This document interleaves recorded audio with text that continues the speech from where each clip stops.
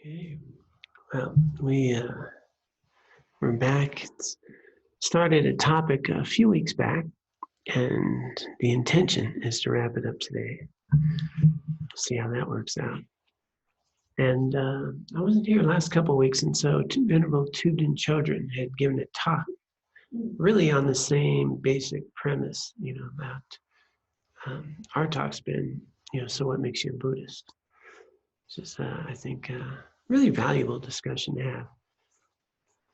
And so I don't know if anyone saw that or had any thoughts around that, the questions, but if so, just let us know and we'll do well to answer those. Those of you online as well, feel free to let us know if you have some questions. We started the talk with the idea of what is it to be a practitioner? What is it to engage in the path? And we talked about what is it that was actually taught by the Buddha? What is it that we're studying, and why would someone engage in such a path? And do my practices actually line up with a path of eliminating delusion that creates a sense of self, that creates a lot of suffering? And so the first couple of sessions, we talked about the 4 seals of Buddhism. And what we came up with was, is it Buddhist practice then, without worrying about the word Buddhist, things that I do that help me live more in reality as things actually are? In other words, things that lessen a sense of concrete self. Or am I doing things that reify a sense of self that's very different and separate from the world I experience? And I think that's a really good way of approaching whether or not I'm doing Dharma practice. One of the definitions of Dharma practice, I think Dharma is something that is cultivating a sense of well-being, of that a long-term sense of lack of confusion, a sense of natural awareness of self and well-being that accords with an understanding of the interdependence of the life that we get to live. And so am I doing things that create more inner peace, or am I doing things that create more agitation, fear, concern, insecurity? And so any practices that I'm doing that will help to alleviate that, well, it'd be a Dharma practice. And so it may not look like prayers or meditation. It might look like, being nice to your neighbor. Which would be a pretty good practice. And then the idea that, can I engage in certain practices that help me then maintain a more clear sense of self? That's a little more accurate instead of the one that feels very separate from, very independent throughout the day. So it's been fun, first couple of sessions. I had some interesting questions. And so hopefully we'll get to just really wrap it up. What is it to engage in a Buddhist path? What's that mean? And by the way, there's no answer to what makes something, a Buddhist. I mean, I guess if you call yourself a Buddhist, you probably are. And some people think they're Buddhists. Say, if I call myself I'm a Buddhist, I'm not all of a sudden.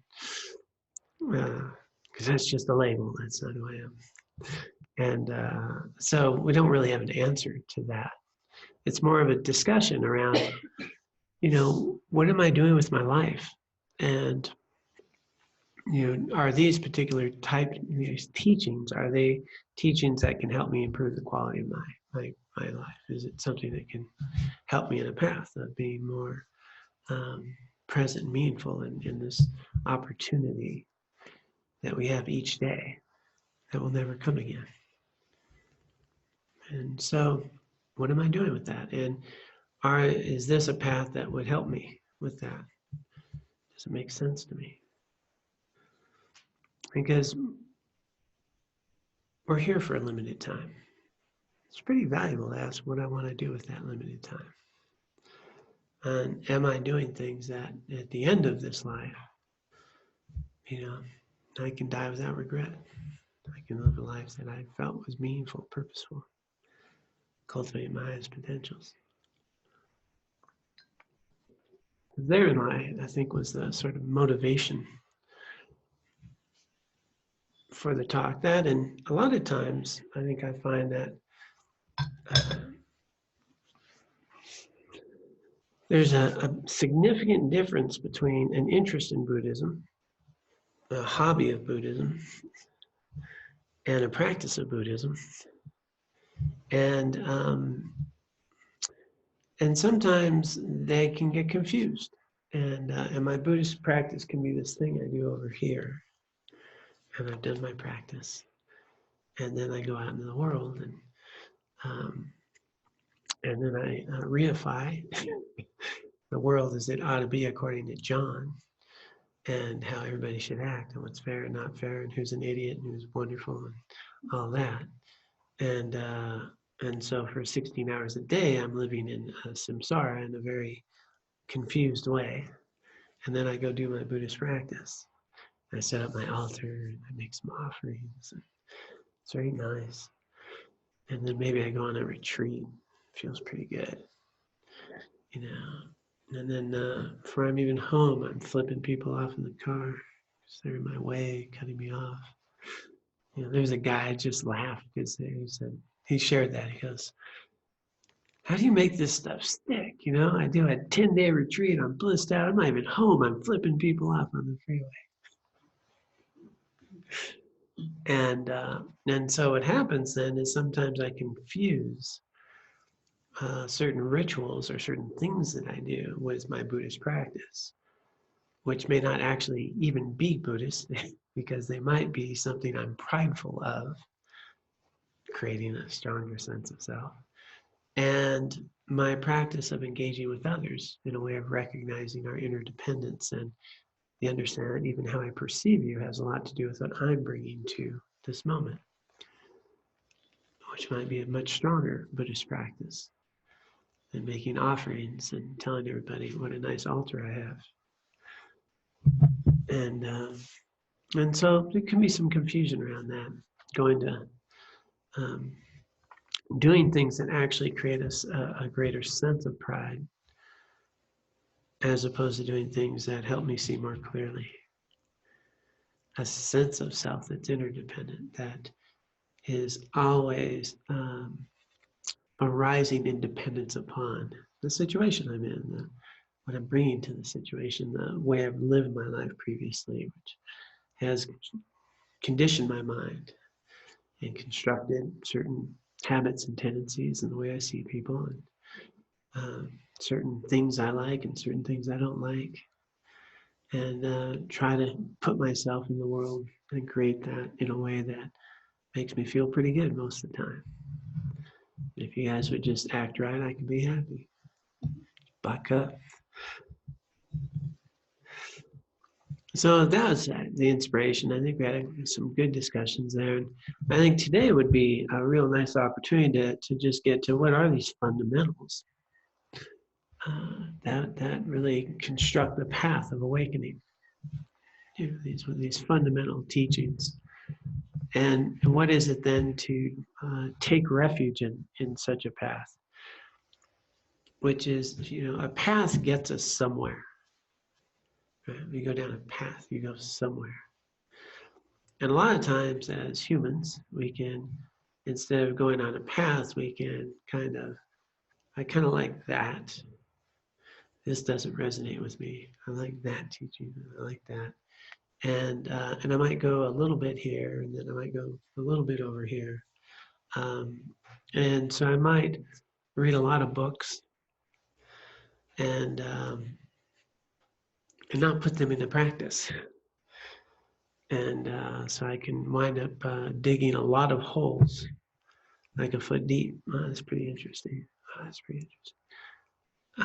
Instead of one hole, like 100 feet deep, you know, where it says, okay, this is interesting. I'm gonna try that out. I'm gonna practice it. And I'm gonna work on that. And so it gets really challenging to go from something that's interesting or a nice philosophical conversation to really an effort to transform a very habitual mind, a mind that helps create a prison, and really transform that into a mind that's eliminating the prison.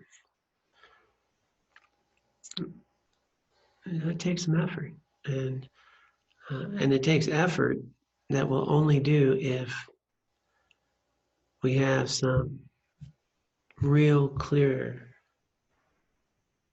faith. And not faith that I read it in a book, but faith that, no, this makes sense. I've seen it work. You know, I have faith because I've tested it. I have faith that's born not out of some blind faith, but out of these three wisdoms. I've learned about it. I've tested it. I've debated. You know, I've questioned it. I've seen examples of it working. I've seen others like that who've done this, and it makes sense. And it's worth my time and effort to dig in. With that kind of faith, then we can actually engage in a path instead of a curiosity or an interest or something that makes me feel good sometimes. Because that is what happens to quite a bit. We're going to have a healing ritual here on Thursday. Really nice. Geshe Sultan Gelsen. Geshe Lobsang Sultan will be here. He's a wonderful monk from the monastery I came from. And it's really nice. People have a nice ritual, get a blessing. Feels good. And then you may not see them for a year. And the blessings are meaningful, but they have very little opportunity to transform us unless we then continue to be ethical, continue to remember inner events. And it's kind of the analogy used often. It's like taking a nice radiant bath, then walking out and jumping in the mud. It's like it's not going to last. Not going to last. So it'll be really nice. But unless I do the effort to start transforming myself, it's really I'm just going to go jump in the mud. And then we do have that opportunity right now, this lifetime, and that's the key thing. So what would it be like if I recognized that I have a rare and precious human rebirth? Like, I actually knew that, as opposed to talked about it. A rare and precious human rebirth, that all of the conditions have ripened in this lifetime right now to engage in a path of awakening, of no more suffering, of the opportunity to recognize my true nature, to be liberated from any mental and emotional suffering. And that's the fundamental teaching here, is that if you're in this room, we have that. All 18 specific qualities are met. We're here, the teachings are here, we have an interest in the teachings, we have the mental faculties for absorbing these teachings. And it's said that it's taken eons of lifetimes to have such a life. I mean, there's 7 billion other humans out there. A lot of them are not sitting around on a Wednesday night thinking about how to make their life meaningful. And there's some that would like to even, but they don't. And that's just the humans. Out of all these lives, there's this very small set. And what if I actually knew that this life is the result of eons of lifetimes of effort and a journey and a path, and all of the conditions have ripened. In this lifetime, this opportune physical form, more precious than a wish-fulfilling jewel, you gain it's like the once. So hard to get, so easily destroyed. It's like a lightning flash in the sky. Contemplate this and you'll see that all worldly actions are but winnowed chaff, and night and day you must work to extract the essence of this life. What if I actually knew that instead of could quote it? Like, wow, here's a day that will never come again. And I have this very lifetime with the key to unlock the door of all the confusion I've ever had, and to be free and to help others. In this lifetime, so hard to get, so easily destroyed.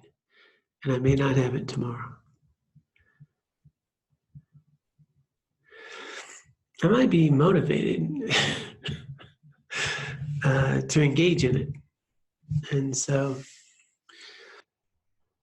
these 4 thoughts that turn our mind to Dharma, that's the first one, is to really recognize a rare and precious human rebirth, and that this is here, that these opportunities are here. And very few, I mean, there's people, even us, we're here and you're stuck with just some guy like me up here. But there's people that don't even have that. I mean, I've gone out to like Ohio to give a teaching, and there's people that drove 3 hours for Dharma talk, and this is me. Here in Colorado, I mean, we've had His Holiness the Dalai Lama come, we've had great teachers come through, we've had access to we've hosted some wonderful teachings here with some wonderful lamas. We'll have Geshe Sultan here Thursday. There's people that have no access to that. There's people all over the world that don't. And we have this. And you can YouTube the Dalai Lama. I find that fascinating. I can sit there and just YouTube and have this incredible being give me direction on life. Like, wow. It's pretty amazing. And yet, I may not do that. Might have something better to do than listen to an awakened being tell me how to eliminate all my suffering.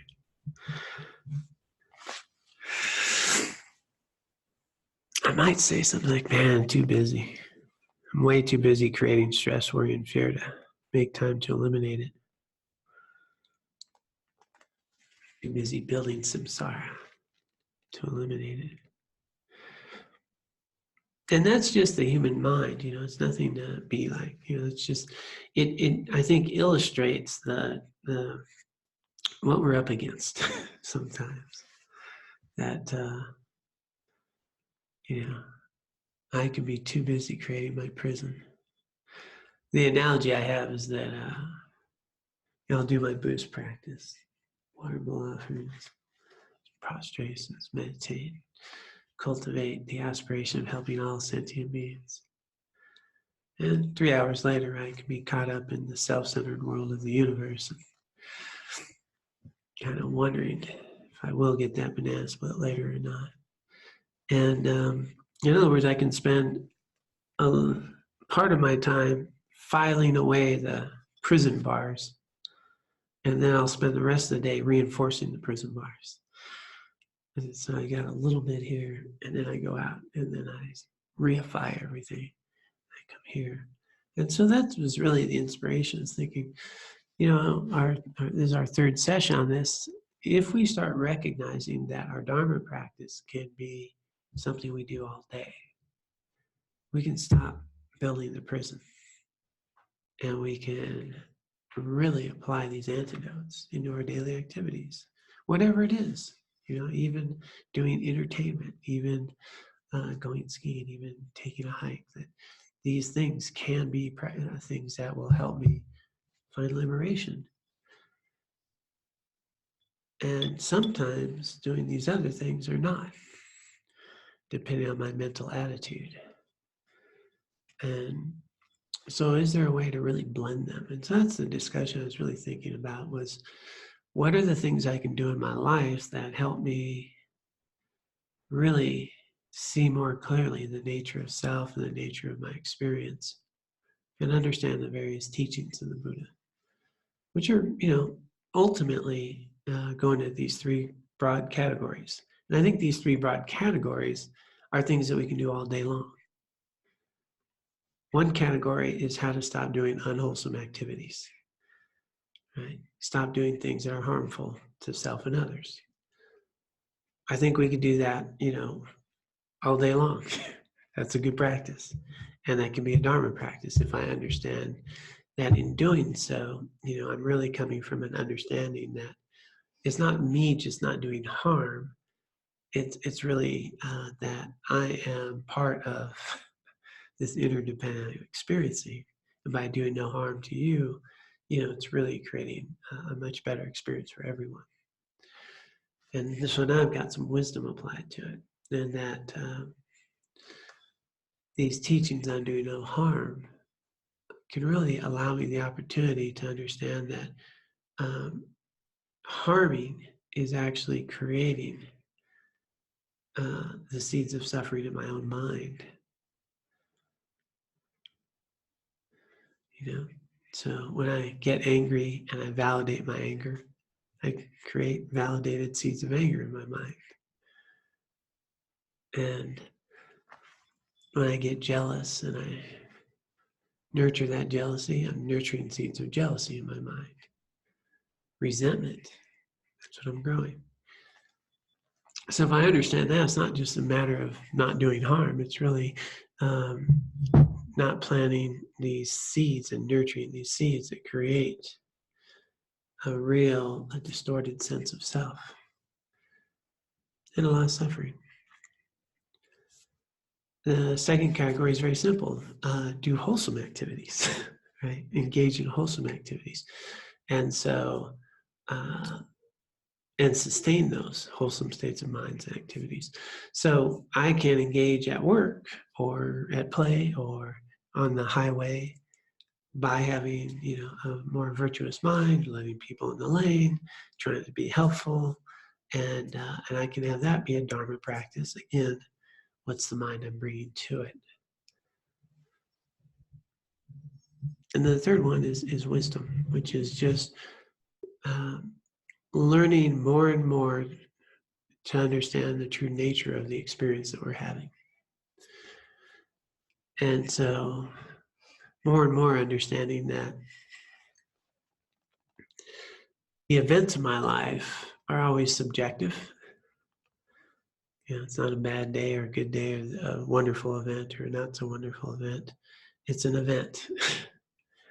And due to my karma, due to my habituated way of thinking, due to the way I've raised, due to the constructs in my mind, I'm filling in the details. It's kind of like, as I talked about last night in our 101 class, like a coloring book.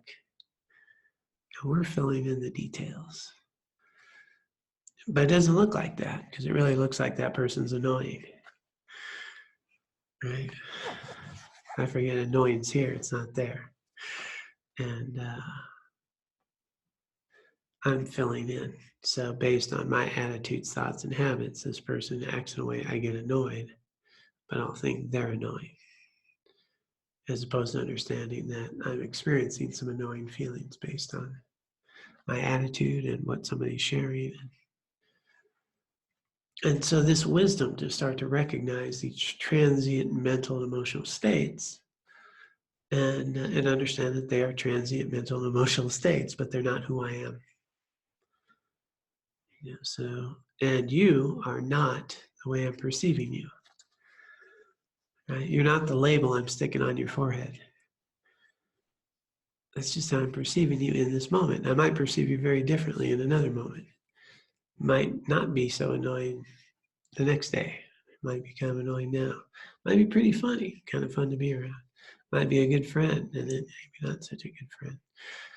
And then, stick the label on, and I'll forget to strip it off and go, the label's not defining you, and the only way I'm sticking the label on is, I've got a lot to do with that. It's not who you are. So understand this, can my practice during the day be one that helps me be mindful of how I'm experiencing you in the world, understand the interdependent experience? And can I do it in a way that's more virtuous and wholesome, that nurtures and waters the seeds of compassion and kindness and patience? and do my best to avoid the ones that cultivate the seeds of self, the seeds of anger, resentment, fear, insecurity. And if I can do that and understanding that as I'm doing that, I'm creating the conditions of liberation, of simply recognizing my true nature, because the fundamental teaching is that all of this mental and emotional suffering arises from a misperception of myself and others. I identify me and mine with that which is not me and mine.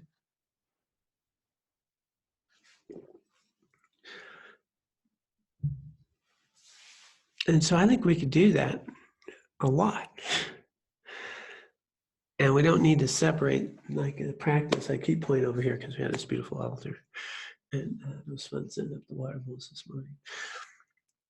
From this sacred thing, but understand that my interaction with you is sacred. My interaction at the gas pump is sacred. That I can bring that mind to everything that I'm doing, in which case I can spend the bulk of my life cultivating the path of awakening. And that these types of things help me to remember that, help to put fuel in my tank so I can engage in my Dharma practice, because I'm going to spend a lot more time out in this busy world than I will be in my safe little cocoon meditating.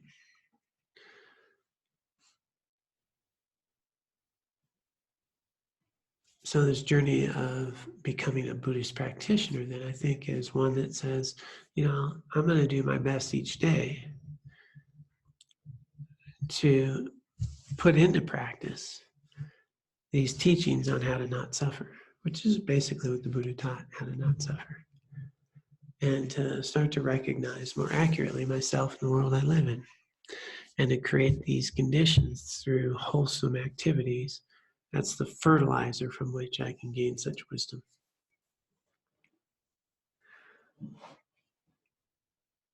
I think that'd be a pretty solid Buddhist practice. So I'm just going to pause there and see if anyone had any thoughts or questions, either online or here, which give me an excuse to take a good drink of water.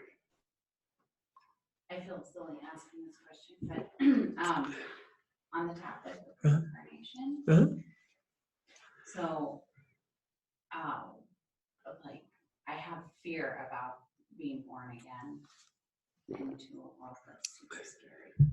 Into a world that's super scary. Mm-hmm. What do you think about that? Yeah, no, that's really not a silly question. That is a question on a lot of people's minds. And so within Buddhist teachings, the idea that this body will come and go, but my consciousness will start just seeing things differently. It's it's a misperception to think that this body comes and goes, and there's a soul and it does all this stuff. But it's really much more within the lineage and the perspective that I come from, and there are others.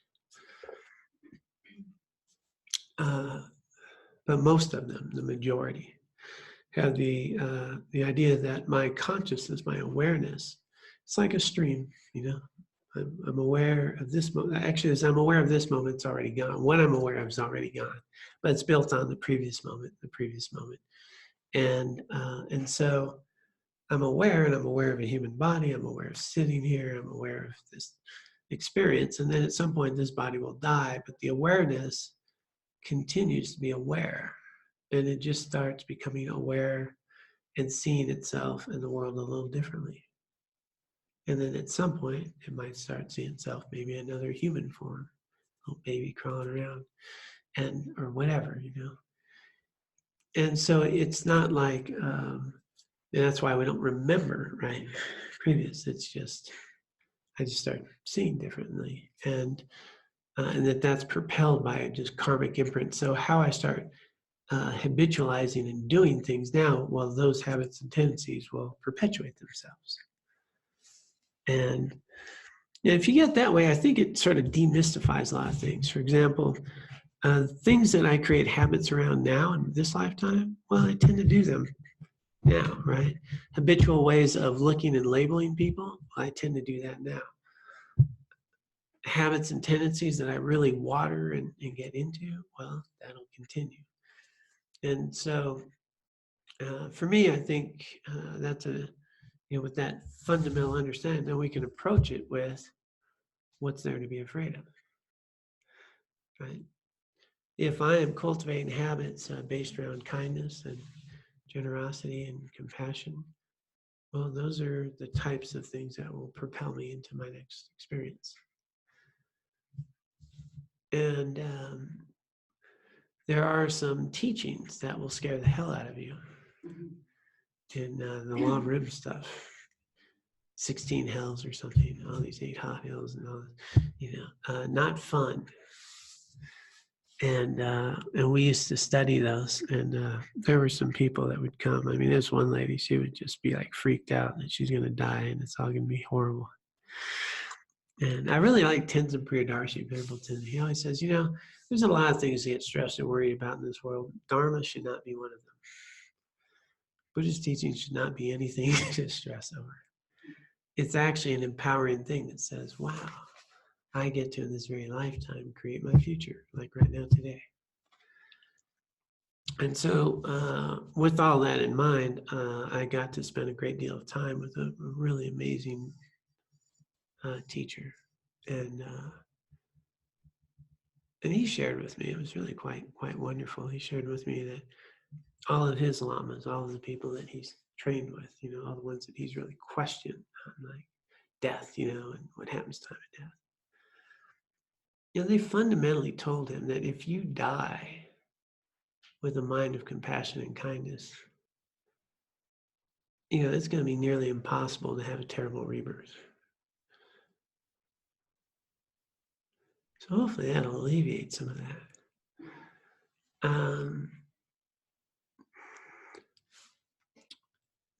I'll just finish this one. They say that at the time of death, the primary, totality of all our karmic imprints play out, so you don't discount that. But the single most determinant, the heaviest weight, is our attitude at the time of death. So like one of the best things to do is not to be afraid at the time of death. So when in most Buddhist sort of families, people with those traditions, they really make time of death a real peaceful, easy, kind, wondrous, next part of the journey. And so it's a really nice thing. Nobody's crying, nobody's wailing, they're saying prayers and they're wishing them well, and that next part of the journey. And then we're preparing for that. And I think if we prepare for that every day, we'll be prepared. I mean, that's you're in our meditation every morning, right? Yeah, every morning we have a day and go, wow, how can I make today a day that is okay to die? And one of my teachers says, it's pretty funny the way he puts things sometimes, but he says, it's kind of neurotic to be afraid of the inevitable. You know what I mean? Like, we're going to die, like it's a lot of other things to worry about. You don't have to get in a car accident. That'd be something to think about, but we're going to die. So rather than be neurotic about the inevitable, let's just prepare for it. And then there's no problem. It's something we actually know will happen.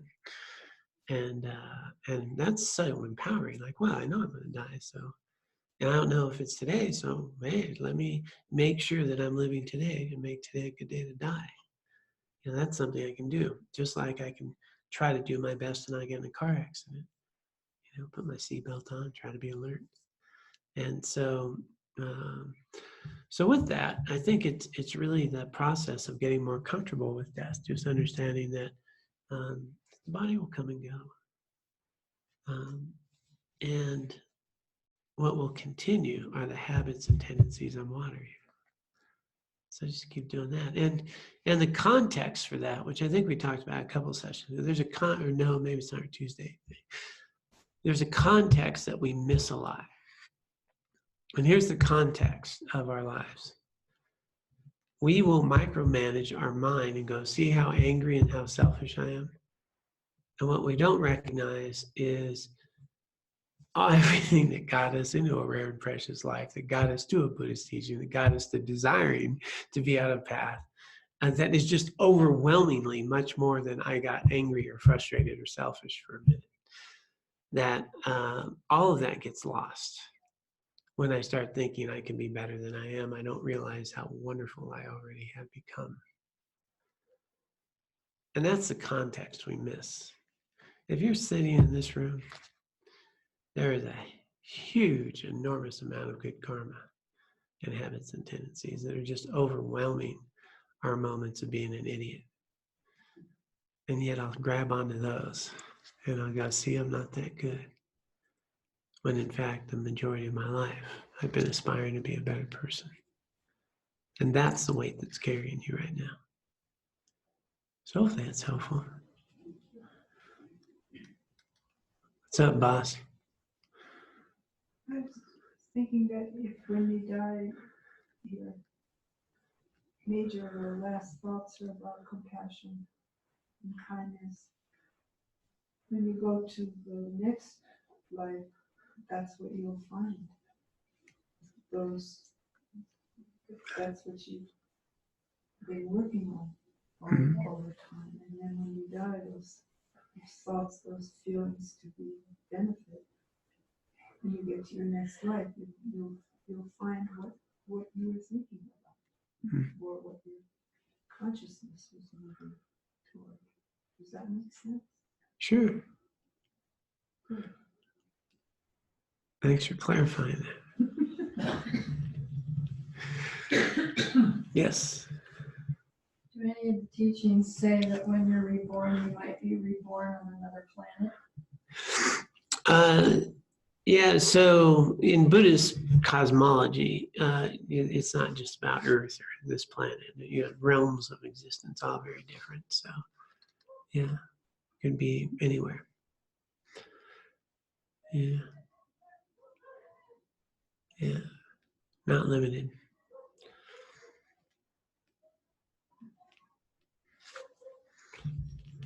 Anyone online?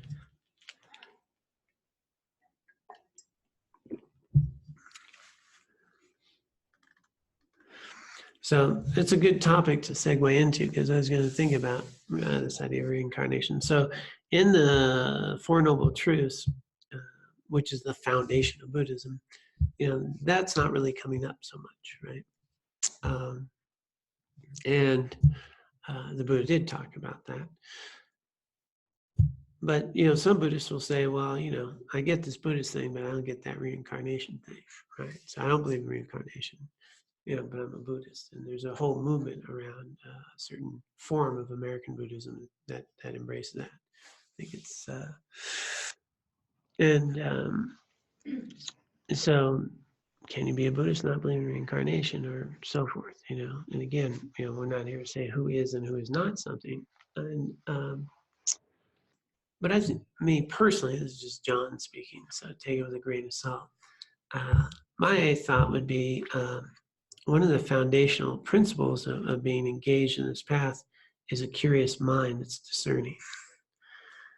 So why would I think it doesn't exist if I can't prove it? And why would I think it does exist if I can't prove it? In other words, can I, is it that obvious? It sounds sniffly. So wouldn't it be more of the nature of does it make sense or does it not? And pretty much you're going to find out at some point, and rather than say it is or it isn't, right? And I think that's a good solid way of approaching anything. Could you say, well, it just doesn't, I can't get my head around that. Don't worry about it. Just, well, there's a potential it could happen. I don't know. And the idea that it takes a lot of faith to think that your consciousness ends at death. I mean, that's total faith. I mean, why would you believe that? The body dies. Why would you believe consciousness ends? There's no evidence or anything to prove anything like that. Likewise, someone could say, well, how would you prove it does? Right? And so I think those are just good questions to have. And there are ways to actually test that and check it out, which are pretty fascinating. And so, one of my teachers, he actually wants to get it scientifically proven. And I like that idea. Let's just test it. Let's get the scientists out. Let's train people in shamatha, give them full access to their mind stream, right down to the substrate consciousness before all the elaborations of John. And you can go into this mind stream and then go, okay, let's go back to when you're 2 years old. Pull up a memory. Tell us what that memory is. And then we'll check and we'll see if it's true. We'll interview people, family, parents, and is that true? And we can say, okay, that's true. Okay, now go back into meditation, go back beyond your birth, pull up a memory, and then we'll see if we can see if it was true or not. I mean, just test it. And I think, be empirical about it. And I think that's great. I think that's, and that's I think the thing I value about Buddhism is don't, check things. It's true or it's not true. And Buddhism only wants, all of Buddhism is about finding out what's true. What is the real self? What is the real experience of phenomenon? All of Buddhism is centered on that. It's not centered on believe this or believe that. All of these practices are geared for seeing clearly. And so I think, so he's actually raised funds. He's got a contemplative observatory they're going to build in Italy, and they're going to train people to meditate to that level. They're going to bring in people and they're going to start doing tests like that. Is it true or not true? Well, let's just see if we can prove it. I mean, there's people that report that that's what they do. There's, all these experiences of people like my teacher who died and they stayed in meditation for days, and then, then their consciousness left, and 2 weeks later, their body has not deteriorated. And, they do all the things that are written in the books. I've seen that with my own eyes. And, there's these things that we experience. And, but even that, right, is not something, I remember I went to the monastery. I just became a monk. It was when I just became a monk, so 2005. And I'm in the monastery, I'm in India. And this geshe would spend some time with me. He's really great, wonderful, happy guy. Tireless. He told me, I need to see things for myself. And so I always talk about what happens when a great yogi dies. And what happens when a great yogi dies is their body's dead, but they stay in meditation and they stay in that process for, so many days. At some point, their consciousness will leave. And then there's this cremation that takes place. And in this cremation, these relics appear, and he just describes this thing. They have a mandala underneath them, and you'll see a little baby footprint in it at the end, and just all this stuff. And he goes, so I want to see it. So he volunteered. He said, I'm going to volunteer for the next time, when he's Lama dies, I want to be on the crew that does, attends to him and does that. So he did that. And so here I am, I just became a monk. And he's telling me this fantastical story of what it was like to attend to this Lama who died, and how many days he was in meditation. And he was there for quite a bit in meditation, even after the body was dead. And they actually had to kind of do some prayers and whisper in his ear, go on, we got to get on. And then he volunteered for the cremation, and he told me how they do it. So they create this little mandala, and they put this cover on it, and they have this grate, and they're all dressed, and they do this ritual. They burn for 5 days. There's prayers, there's all these water bowl offerings, and then these relics, these special things that appear. And then when you lift the lid, you saw a little baby footprint in the mandala. And that's if it's a big one, it means it won't come back until many years. If it's small, it'll come back quickly, in the direction and all that. And he told me this whole story. He goes, I needed to see it with my own eyes, and it was worth it. And I'm like, wow, like who would ever get to see that? I wrote it all down in my journal. I still have it. And then, years later, my teacher dies, 2009. And I got to attend to him. And And I got to go through that whole same experience. There was no idea that I would ever be in that situation. And then, and to see all the same things happen, and to see it with my own eyes. Like, yeah, I mean, it was just this weird, fantastical story to like, I'm living this story. It was, wow, but we don't know what we don't know, right?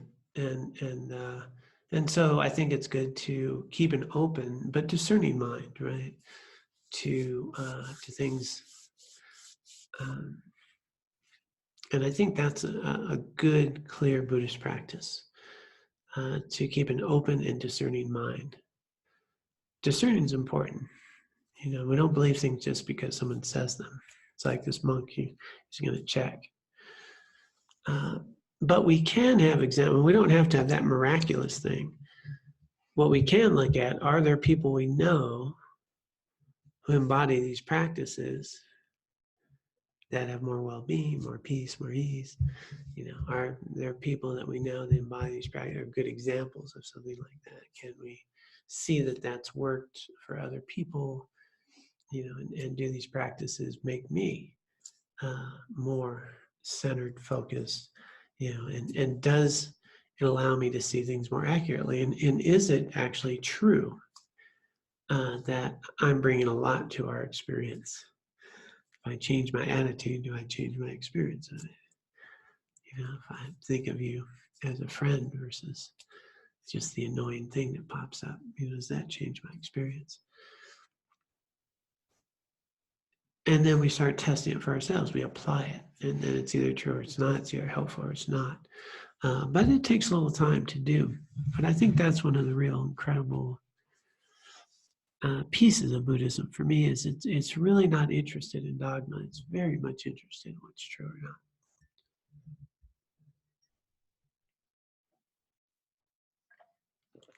So whether someone believes in reincarnation or not doesn't really matter.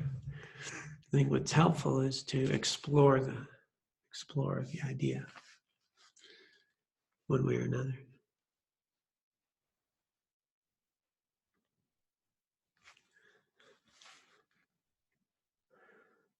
Boy, it's pretty easy so far. So the other thing that then ultimately a lot of people will study Buddhism, they'll read some books, and then they'll go, well, I'm going to become a Buddhist. And so then what makes someone a Buddhist? In case you go, wow, this does make sense to me. I want to engage in this.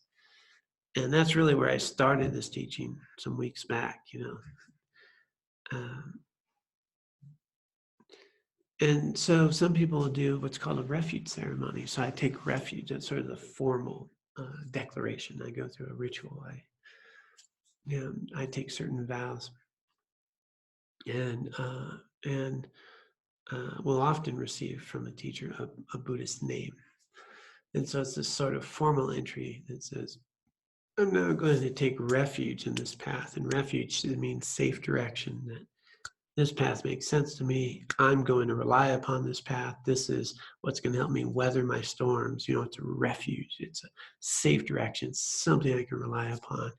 And I'm going to commit, my life to engaging in this path. And so the Buddha, the Dharma, the Sangha, the teacher, the teachings, and those that followed the teachings that attained the enlightenment. And so a lot of people will want to do that refuge ceremony. And it's nice. I've done it. I got a little certificate. And what's the value of doing something like that? And I think there's a value in ritual. I think there's a real incredible value that takes place with, formally doing something, connecting with something, and being inspired by it. And then if I take vows, there's an interesting thing that goes around with karma and vows. Let's say I take a vow, there's 5 precepts that you take when you become the sort of refuge ceremony, 5 precepts of the Buddha. And So one of them is like no killing. So what's the difference me not killing and me taking a vow of not killing? And I found this interesting. It was explained to me by our teachers, is that there's a different karmic weight in our lives between not killing and having a vow of not killing. And the way it's explained, it made sense to me, is that right now I'm not hurting anything, right? I'm not killing. No. And but when I take a vow and a precept, I'm actively not killing. Like people are safe around me, I'm actively not killing. And that's happening all the time, that I'm intentionally not killing, not harming. And taking a vow of not stealing, I'm actively not stealing, versus I'm just not stealing when the opportunity arises.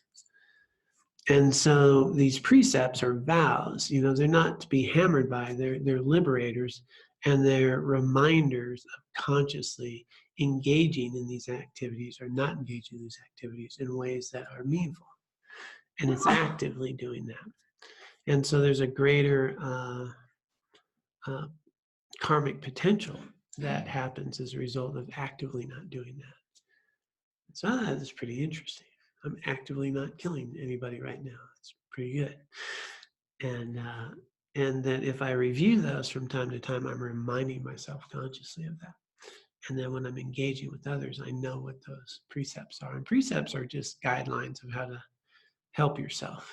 So someone taking vows, taking refuge, and formally becoming a Buddhist is a nice thing to do. And I think it's a valuable thing to do. But I also don't think it makes you a Buddhist. The same Buddhist teachers will tell you what makes you a Buddhist are the inner practices that we're doing, because I can go do the ceremony and then go out and be an idiot, a few minutes later. And the way they often will explain is generally most people who want to take refuge are already a Buddhist, because they've been working on those inner qualities, they've been doing the practices, they've already ripened in a mind that is aspiring to a path. And that's really what makes you a Buddhist. A Buddhist is someone who is fundamentally recognizing, we talked about the 4 seals of Buddhism the first night, but fundamentally recognizing that my primary issue is my mind, not my circumstances. And if I change my mind, I change my experience of these circumstances. And that it's the confused mind that sees John in a particular way and you in a particular way that I need to really work on fundamentally. Because I'm filling in the picture. You're just the outlines.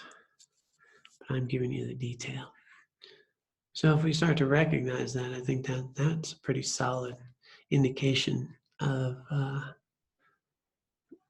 understanding a fundamental Buddhist principle in doing the work. So while the ceremony is nice, the inner work is much more relevant. And the inner work is starting to recognize the misperception that's causing all the suffering, because that is fundamentally the source of all things, is misperception.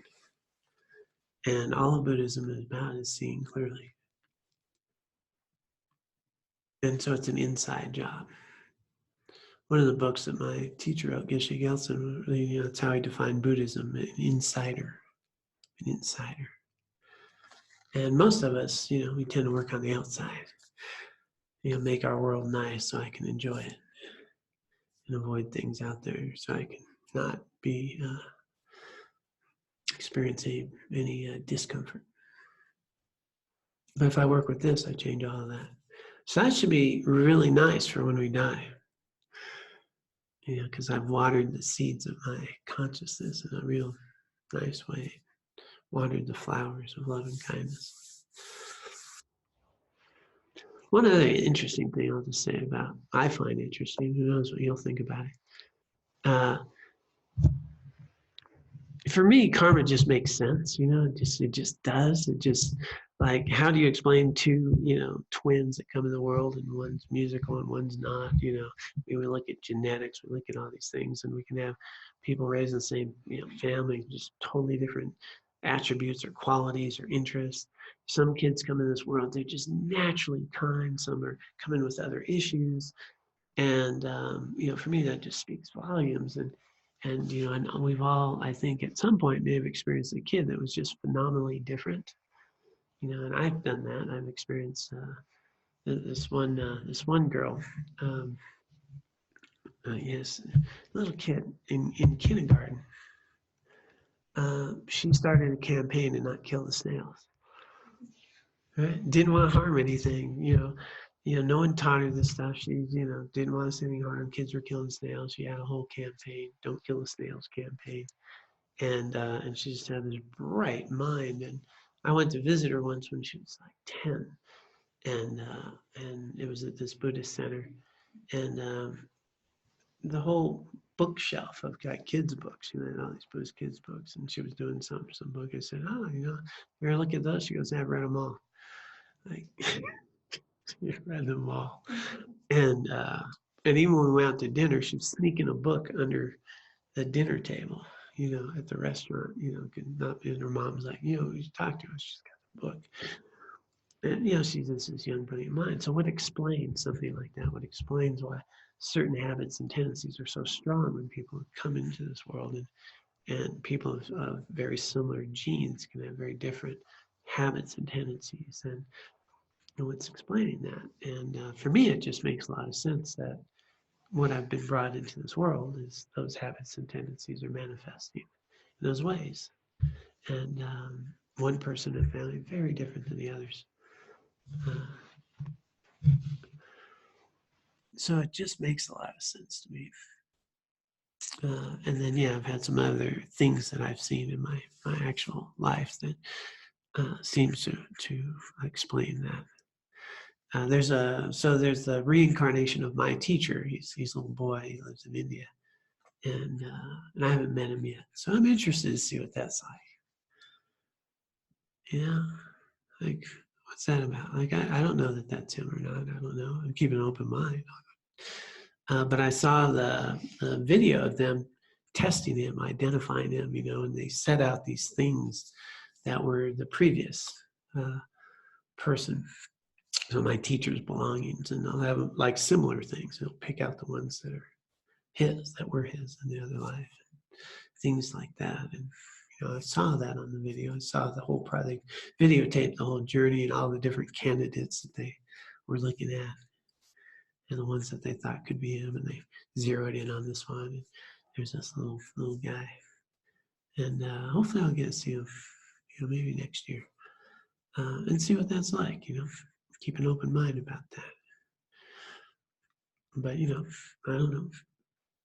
I don't know what I think about it, but I'm open to the experience. It's interesting.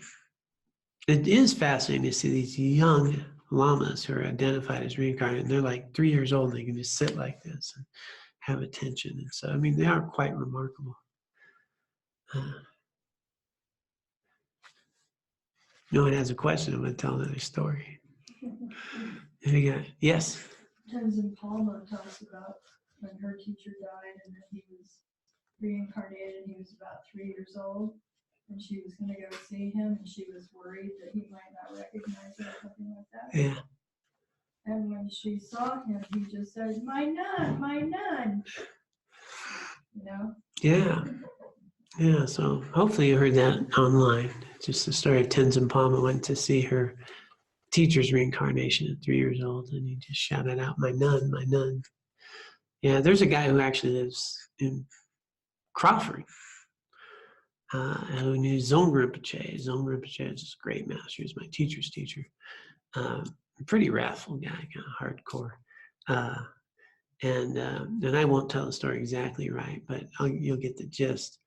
But you know, they'd line up and greet him, and when it was at UCLA, and Dzong Rinpoche was there, and they went out, and he went up, you know, to offer the kata and something.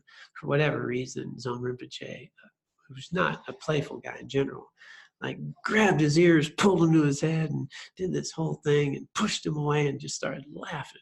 Bob was like, "Oh my God, what the hell is this?" I forget. So I guess he'd asked him a question. He did this thing, and but it really left an impression. And so all these years and years go by. He dies, reincarnation, all that. And so this little boy, Zong Rinpoche, comes out, and he's a little boy. He's like, I forget how old he is. I want to say around 10 or something. Could be a little younger. And so he's up, offering the kata and all that. And he goes up. This little boy just looks at him, grabs him by the ears, pulls him over there, and says something, and pushes him away, and just starts laughing. Bob was like, God. Thank God that happened. I mean, he tells the story just vividly, but it was like that. And so, yeah, it's pretty interesting. And he lives just over in Crawford. And he'll be here Thursday night. Come see Geshe Sultan. But you can ask him to tell a story. But yeah, who explains all that stuff? I don't know. I've seen some weird things in my lifetime. But I think it's good to have a curious and discerning mind. Does that make him his own Rinpoche? I don't know. Maybe Bob just has big, funny ears. Who wouldn't want to grab them, They're irresistible. Yeah. Okay, so no other questions. Just one more time online if you got one. Not.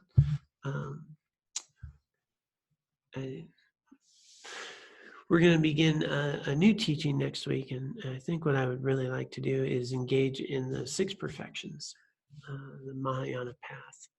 I've covered a lot on the Noble Eightfold Path, and now to bring into the Mahayana path of a Bodhisattva, the distinguishing factors between an Arhat and becoming a Buddha. And I find it really, I was listening to, just one of the great Theravadan scholars, Bhikkhu Bodhi, and the way he explained these 2 vehicles, I just was riveted by it. And coming from a Theravadan perspective on the difference between a Mahayana teaching, a Bodhisattva path, and an Arhat path, which, I don't think every Theravadan would agree with him, but the way he distinguishes it, just makes a lot of sense to me, and he is an incredible scholar on the subject. But one unique thing, so most Theravadins are, all throughout Southeast Asia and Sri Lanka and Vietnam, the orange robes, and they study the Pali Canon, the oldest sort of teachings of the Buddha,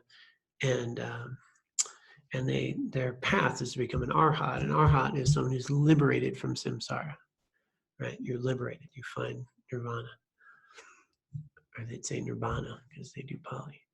And he says there's a difference between an Arhat and a Buddha. Right? And an Arhat is one who follows the teachings to attain liberation. And he says if you look at all the Pali teachings, all of the Buddhist students who became Arhats, they were all asking how to obtain liberation. Was the teaching for nirvana. But none of them asked them, how do you become a Buddha? And that's what the Mahayana path's about, how to become a Buddha. And he talks about the distinction between an Arhat and a Buddha. And an Arhat is one who finds nirvana following the teachings of a Buddha, but a Buddha is one who discovers the path and can illuminate the path. There's a distinction between the level of omniscience. And so these later Buddhists were starting to think about that question. Well, how do we become a Buddha? And then the Bodhisattva path, which is there, is the path of becoming a Buddha. And not just an Arhat, not to say just an Arhat. I mean, Arhat's a pretty amazing thing. It's just a different thing. And it's this Mahayana path of a Bodhisattva. And I thought, wow, what a great explanation about that. I never, that distinction. So we did the Eightfold Path, And so I think let's engage in the Bodhisattva path. We'll do these 6 perfections. And the 6 perfections are in the Theravada as well. They're just to a much greater degree in the Mahayana aspect. So I think it'd be a good thing to engage in beginning next week. Okay. Well, let's take a little time to dedicate the merit and the wisdom of our time here together for the benefit of all sentient beings. Let us dedicate the merit and the wisdom that we've accumulated here today and throughout our lifetimes, both individually and collectively. Let us dedicate this for the benefit of all sentient beings. May all sentient beings be free of suffering, find their liberation. May we be able to use the merit and wisdom accumulated here today and throughout our lifetimes to purify our own minds, to engage in the path of awakening, not merely for ourselves, but for the benefit of all sentient beings. And may we also dedicate our merit and wisdom accumulated here today and throughout our lifetimes for the long life of all the spiritual teachers of all spiritual traditions that are authentically teaching a path of no more suffering. May their teachings flourish and prosper, and may they fall upon ears that are ready to hear them.